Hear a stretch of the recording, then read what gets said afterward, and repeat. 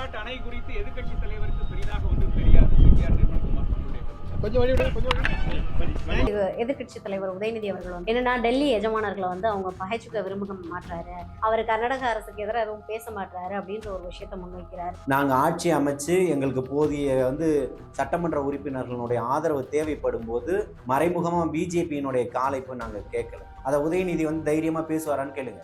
அவரை போல பிழைக்கக்கூடிய பிழைப்பு தமிழக வெற்றி கழகத்துக்கு ஒருபோதும் ஏற்படாது. நீட்டுக்கு எதிராக நிறைய போராட்டங்கள் பண்ணி நம்ம பார்த்திருக்கோம். நீட்டை கொண்டு வந்தது யாரு? நீட்டுக்கு ஆதரவா இருந்தது யாரு? இதை சொல்றதுக்கு உங்களுக்கு வெக்கம், மானம், சூடு, சொரணம் ஏதாவது இருந்ததுன்னா கட்சியை கலைச்சிட்டு வீட்டுல போய் நீங்க உட்காந்து இன்னைக்கு சாராயத்தையும் கஞ்சாவையும் லஞ்சம் கோடி கோடியா கொள்ளை அடிச்சு வச்சிருக்க லஞ்ச பணத்தையும் சாப்பாட்டையும் சாராயத்தையும் தவிர உங்கள்கிட்ட என்ன இருக்கு? எந்த பெரியாருடைய கொள்கையை பேசி இன்னைக்கு வரப்போறீங்க?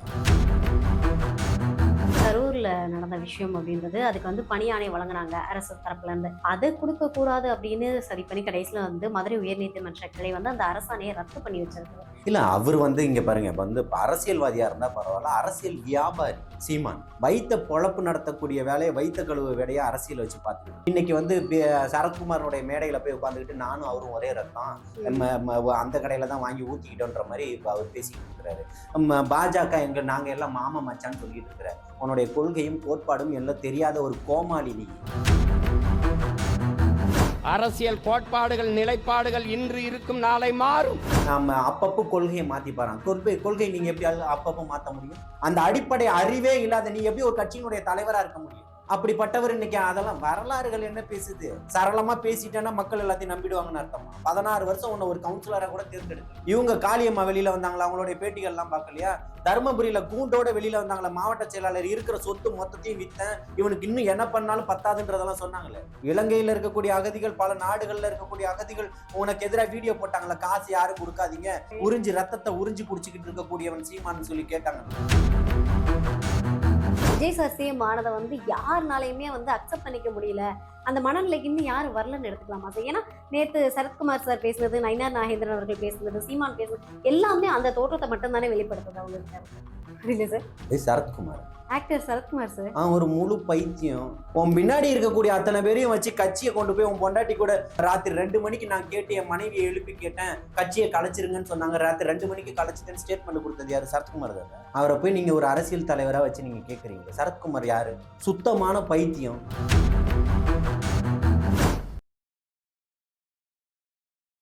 கிரெடிட் கார்டு ஓவர் டியூவா, மல்டிபிள் இஎம்ஐ ஸ்ட்ரெஸ்ஸா? இனி ஒரே இஎம்ஐல ஈஸியா மேனேஜ் பண்ணலாம். Power of one EMI.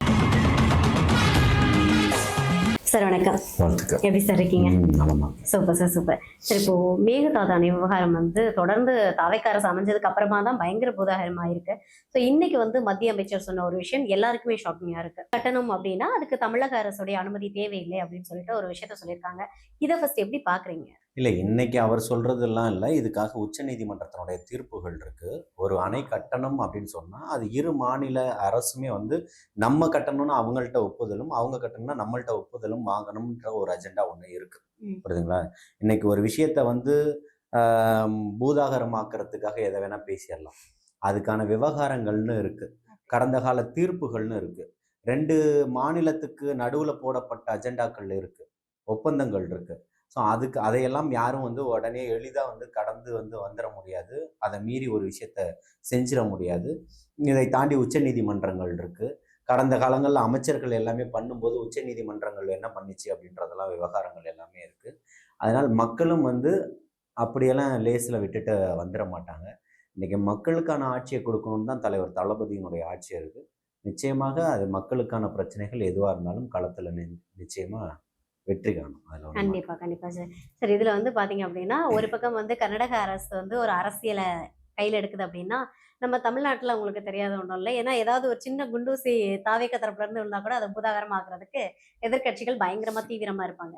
இன்னைக்கு எதிர்கட்சி தலைவர் உதயநிதி அவர்கள் ஒரு ட்வீட் பண்ணியிருக்காங்க. அதை நீங்க பார்த்துருப்பீங்கன்னு நினைக்கிறேன். என்னன்னா டெல்லி எஜமானர்களை அவங்க பகைச்சுக்க விரும்ப மாட்டாரு. ஸோ அதே போல கர்நாடகால அவருடைய ஜனநாயகன் படம் வசூல் கம்மியாயிருன்றதுனாலதான் அவர் கர்நாடக அரசுக்கு எதிராக எதுவும் பேச மாட்டாரு அப்படின்ற ஒரு விஷயத்த முன்வைக்கிறாரு. அதை எப்படி பாக்குறீங்க? தன்னுடைய படம் தடுத்து நிறுத்தும் போதுமே அந்த படத்துக்காக எந்த குரலும் கொடுக்காதவர் தலைவர் தளபதி. புரியுதுங்களா? தன்னை நம்பி ஒரு மக்கள் கூட்டம் வந்ததுக்கு பிறகு அந்த மக்கள் கூட்டத்தை தனக்காக பயன்படுத்தாதவர் தான் தலைவர். அவர் தான் தலைவர் தளபதியா இன்னைக்கு உட்கார்ந்துட்டு இருக்கிறார். அந்த படம் வந்து சென்சார் போர்டில் வந்து நிறுத்தப்படும் போது எந்த இடத்துலையுமே எந்த போராட்டங்களோ எந்த வாய்ஸோ கொடுக்கல. ஏன் அவர் படத்துக்கு அவர் கொடுக்கலன்னு இப்ப சொல்றாரு இல்லையா, அவருடைய அப்பாவே வாய்ஸ் கொடுத்துருந்தார், புரியுதுங்களா? ஆனால் அவர் வாய் திறக்கல, புரியுதுங்களா? அந்த மாதிரி ஏன் இவர் திறக்கலன்றதெல்லாம் கூட விமர்சனமா பேசினாங்க. அவருடைய தேவை என்னன்றது அவருக்கு தெரியும், எதற்காக பேசணும் அப்படின்றது தெரியும்.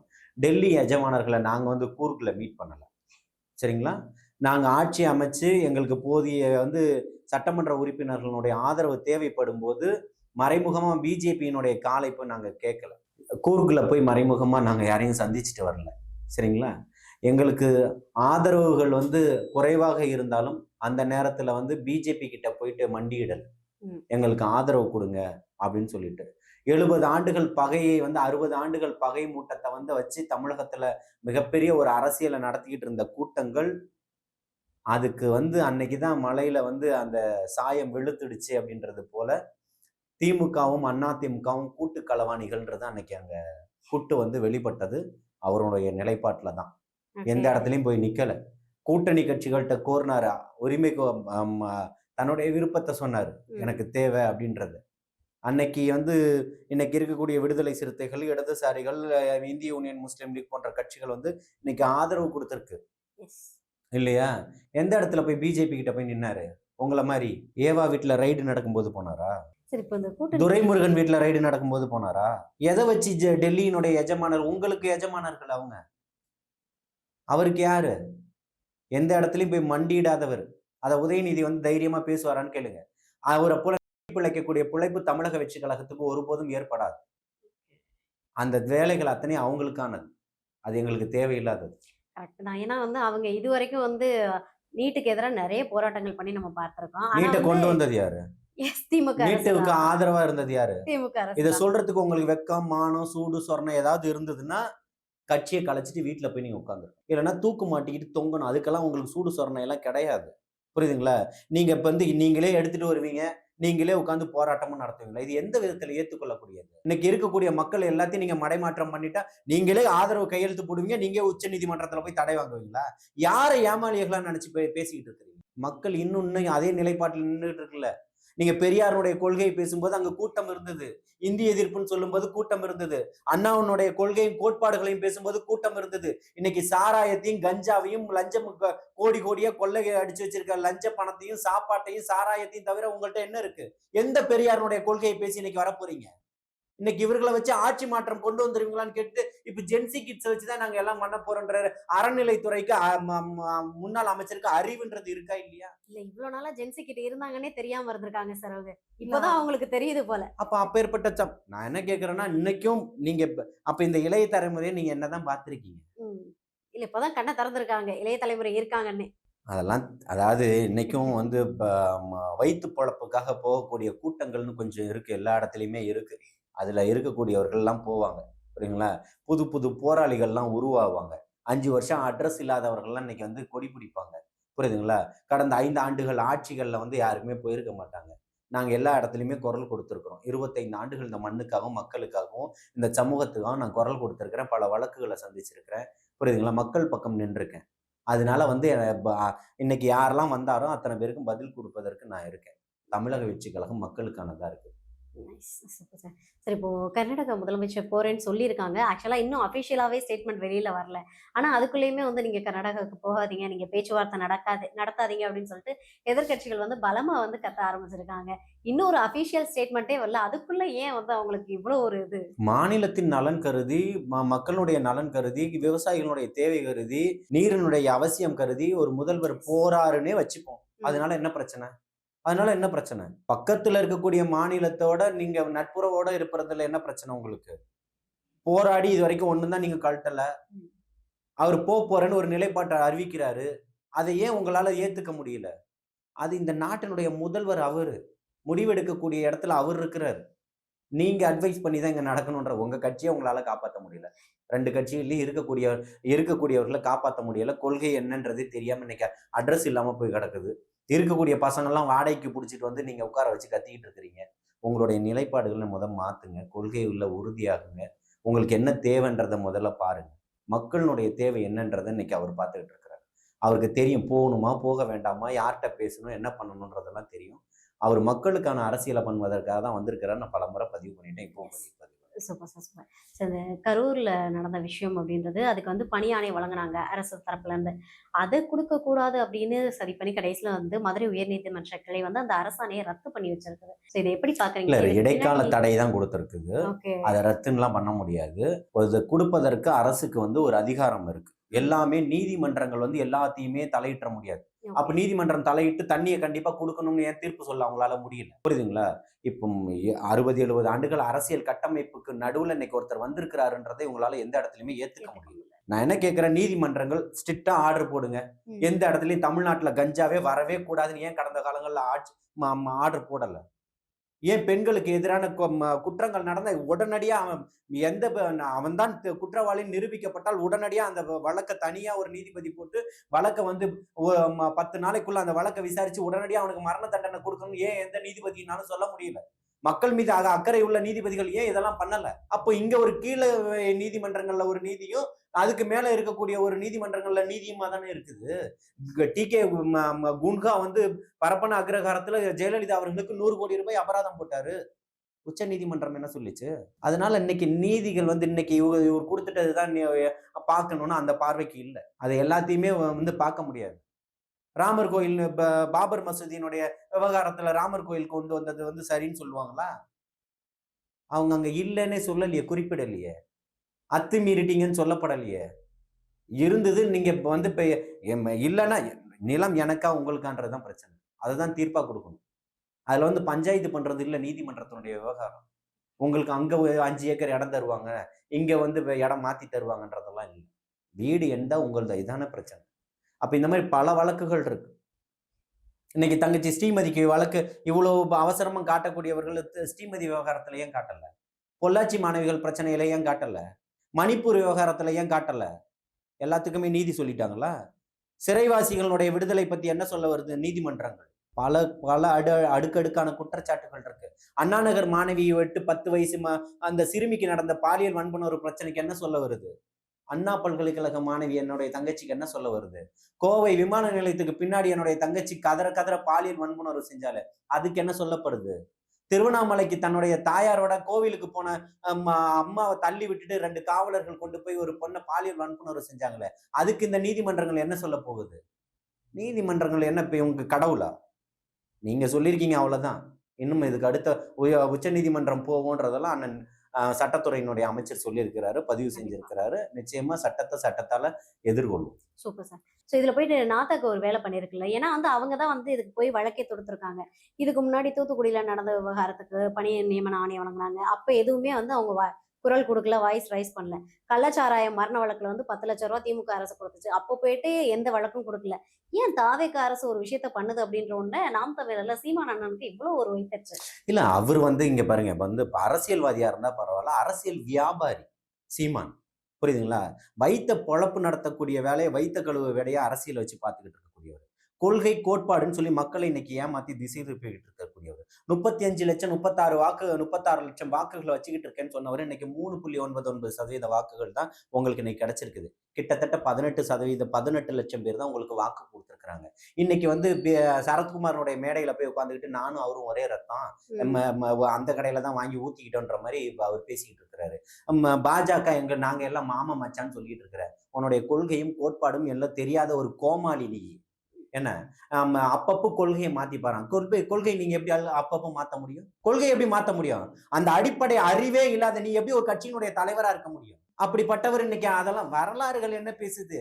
நீ இன்னைக்கு சரளமா பேசிட்டேன்னா மக்கள் எல்லாத்தையும் நம்பிடுவாங்கன்னு அர்த்தமா? 16 வருஷம் உன்னை ஒரு கவுன்சிலரா கூட தேர்ந்தெடுக்கல, மக்கள் அங்கீகரிக்கல, நீ வேணா நிராகரிக்கிறாங்க.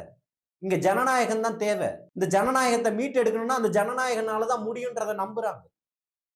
நீ போலி கட்டமைப்பை வச்சுக்கிட்டு உட்காந்துக்கிட்டு செந்தில் மாதிரி மூஞ்ச வச்சுக்கிட்டு திரள் நிதி திரட்டுன்ற பேர்ல நீ உன் ஒய்ஃபுக்கு வந்து மனைவிக்கு ரேஞ்ச் ரோவர் காரும் உனக்கு பென்ஸ் GL 400 வாங்கி ஓட்டிக்கிட்டு இருக்கக்கூடிய நீயும் வந்து சாமானியர்களுடைய எளிய மக்களுடைய குரலை பேசக்கூடியவர் தான். இங்க கல்வி கட்டமைப்பே இல்லைன்னு சொல்லி உன்னுடைய பிள்ளைகளை ஒரு வருஷத்துக்கு 25 லட்சம் ஃபீஸ் கட்டி அமெரிக்க பள்ளியில படிக்க வச்சுக்கிட்டு இருக்கக்கூடிய நீயே மக்களுடைய வலியும் வேதனை பேசக்கூடியவரா?